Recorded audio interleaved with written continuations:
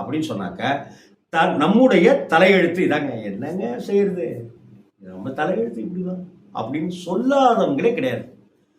ஆனா தலையெழுத்தை நம்ம பார்த்துருக்கோமா? கிடையாது. பிரம்மா இப்படி எழுதிட்டாங்க.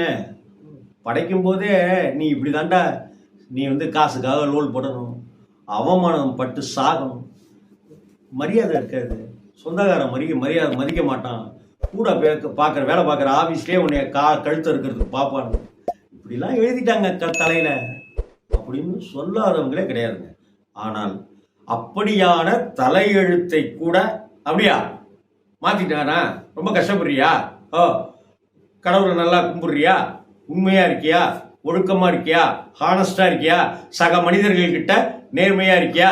வா வா நெத்தியை காமி அப்படின்னு சொல்லி எழுதிய தலையெழுத்தையே திருப்பி திருத்தி சீர்படுத்தி எழுதக்கூடிய திருத்த